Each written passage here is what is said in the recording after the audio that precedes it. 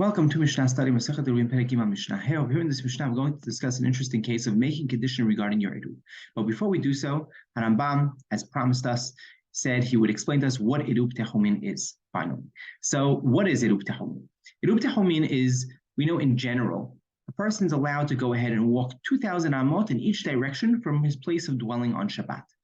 Right? So from the outskirts of his city, the person's living let's say in a small settlement in in Yudan Shomron. He's living in, say Shiloh, right? So he's allowed to outside the outskirts of Shiloh. He can walk 2,000 amah, to the left, 2,000, not to the right, north, south, east, west. In each direction, he's allowed to walk 2,000 amot. Now, let's say this person wants to get to the neighboring town, but that neighboring town is further than 2,000 amot away.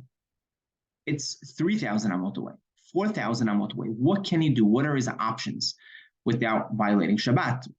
So he's allowed to make what we call Eruv Techomin. Eruv Techomin is he takes, some food, right? We said any types of food or drinks other than water and salt, and place it wherever he, 2,000 up until 2,000 amot away from him, and make that his place of dwelling, and then that becomes his center, right? So he went ahead and put it down by this green dot over here. Now that becomes his center, and he can walk 2,000 amot again in each direction.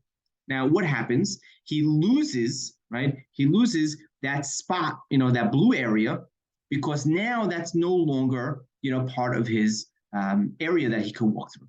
So basically, as we said, the person has 2,000 amot from the place of his dwelling, of where he was at Ben Hashmashot on Erev Shabbat.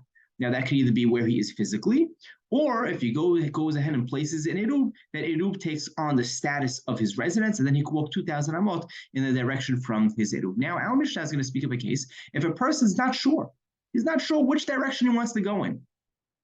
Could he put two Eruvin, one in each direction, and make a condition and stipulate whether he goes east or he goes west?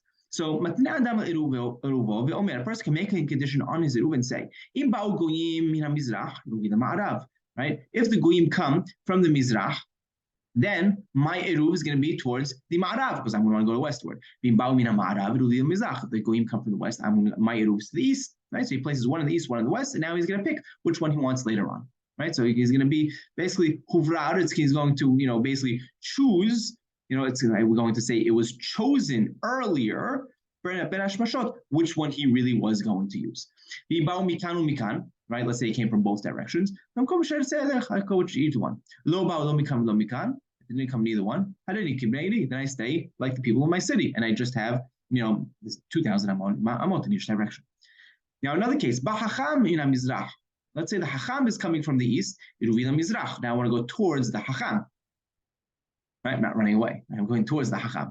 Ba'min ha'ma'arav, Eruv the Ma'arav. Hacham came from the west, so my Eruv is in the west, so I could go ahead and agree with the Hacham. Ba'mikan u'mikan, came from, right? Two Hachamim came from different directions. Whichever one. Lo ba lo mikan lo mikan. And then they come from either direction. I'm like the people of my city, and I'm, again, in my regular 2,000 amot in each direction.